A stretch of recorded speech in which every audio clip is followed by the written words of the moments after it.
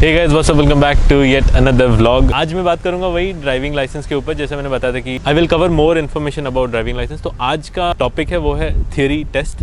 कौन से एरियाज में ज़्यादा क्वेश्चंस आते हैं, मुझे किस तरह के क्वेश्चन आते हैं, मैं वो शेयर करूँगा और किस तरह से डिवाइड करते हैं वो चीज़ों को, वो मैं स्कोर कार्ड में आपको दिखाता हूँ तो आपको एक अंदाज़ा मिल जाएगा। पहले आपको थियरी के लिए बुक करना रहता है ट्रैफिक वर्किट के वेबसाइट में।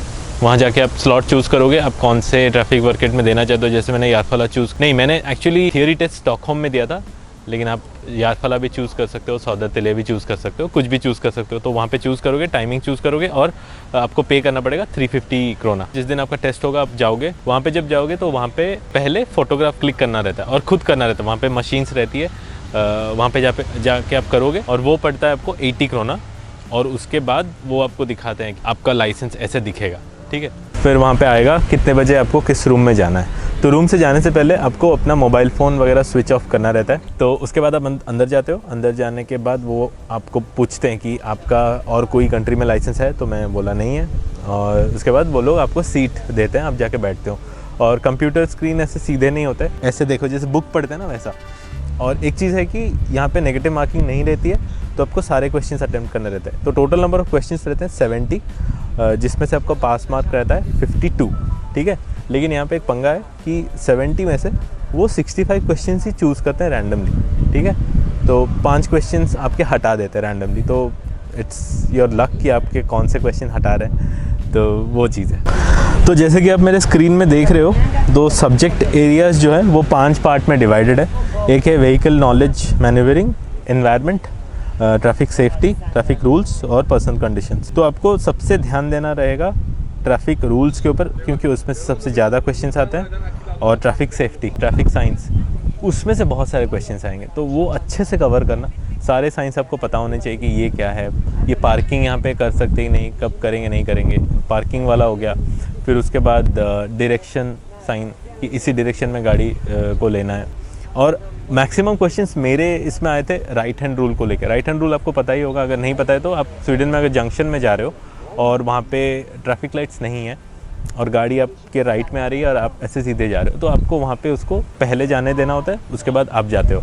अगर प्रायोरिटी रोड नहीं है, प्रायोरिटी रोड कैसे होता है, ये वाले सिम्बॉल से, ठीक है, ये अगर नहीं है। लेकिन अगर वहाँ पे ट्रैफिक लाइट्स है तो रेगुलर आपका चलेगा। लेकिन और एक चीज़ भी आपको ध्यान रखनी पड़ेगी। क्या होता है कि आप जब रोड पे जाते हो, राइट साइड वाले का ऐसे गिव अवे रहता है, तो आपको वो दिखता नहीं है गाड़ी चलाने के टाइम, मैं बोल रहा हूँ। लेकिन आप वीडियो में या फिर फ़ोटो में तो देख पाओगे। इसका मतलब उन लोगों को, जो राइट वाले लोग हैं, उनको वहाँ रुकना है और आपको वो लोग जाने देंगे। आई थिंक 5-6 क्वेश्चंस तो आए ही थे, ठीक है। पुलिस के कौन से साइन से आपको स्टॉप करना है। आप जा रहे हो गाड़ी चला के, आपके सामने पुलिस है, ऐसे जेस्चर दिखा रहे ऐसे ऐसे करके, तो क्या वो है उसको थोड़ा पढ़ो।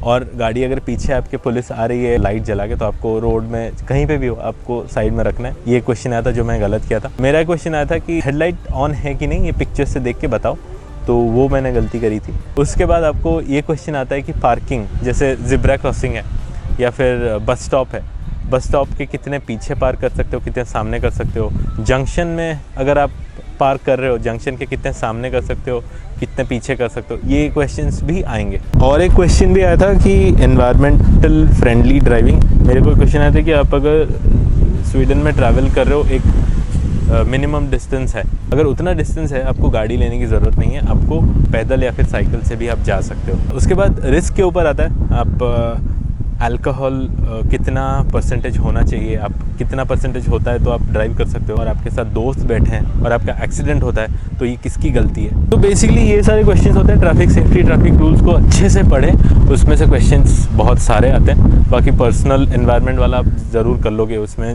नंबर आ जाते हैं। वही रूल्स और सेफ्टी में ही ज़्यादा नंबर आपके कटते हैं। और एक मैं चीज़ बताता हूँ, जब मैंने पहले अटेम्प्ट दिया था मेरा 51 नंबर आया था, ठीक है। तो मैं जब मॉक देता था वहाँ पे मुझे 62, 63 आ रहा है, 60 आ रहा है। एग्जाम में जाके मुझे ऐसा लगा, मैं जैसे आंसर कर रहा था मुझे लगा था 60+ आएगा फर्स्ट अटेम्प्ट में। मुझे लग रहा था कि सब कुछ सही कर रहा हूँ, बट एंड में फिर 51 जब आया तो मैं सोचा कि यार क्या क्या गलती होगी, कुछ समझ में नहीं आया। फिर ये रिज़ल्ट आता है आपका, यहाँ पे वो लोग बताते हैं कि कहाँ कहाँ गलती हुई है। फिर भी मुझे लगा कि मेरे जो 5 नंबर वो माइनस करे हैं 70 में से, उसमें से कुछ सही रह गया होगा, ज़रूर सही रह गया होगा। अनलकी मैं हूँ इसलिए मुझे वो नंबर वहाँ नहीं मिला। बट आपको वो सब दिमाग में नहीं रखना है, आपको फोकस करना है कि ज़्यादा से ज़्यादा क्वेश्चन अटेम्प्ट कर सके, क्योंकि मॉक में और इसमें थोड़ा सा डिफरेंस है। टाइम वाइज आप थोड़ा सा नर्वस रहते हो, आप टाइम जल्दी चला जाता है, लेकिन मॉक में तो आपको पता है आप घर पे बैठ के दे रहे हो तो कोई दिक्कत नहीं होगी। लेकिन ईजी रहता है मेरे हिसाब से, इतना कोई तोड़ फोड़ एग्ज़ाम नहीं है। आप अगर ढंग से पढ़े होगे तो आई थिंक सारे क्वेश्चंस का आंसर भी आप दे सकते हो। बहुत सारे क्वेश्चंस स्पीड को लेके आए थे कि आप क्लियर वे में चल रहे हो, मोटर वे में चल रहे हो, कितनी स्पीड होनी चाहिए, आप ट्रेलर लगा के गाड़ी में चल रहे हो उसकी स्पीड कितनी होनी चाहिए, ट्रैक्टर वगैरह की स्पीड कितनी होनी चाहिए, क्लास 1 क्लास 2 मॉपेड्स जो होते हैं वो क्या क्या है, उनके स्पीड्स क्या है, इसके रिलेटेड भी क्वेश्चंस आए थे मुझे। और एक चीज़ का ख्याल रखें, जब आप एग्ज़ाम देते हो, आप जब सबमिट कर दो तभी आपको लिखा हुआ आ जाता है कि आप पास हुए या फेल।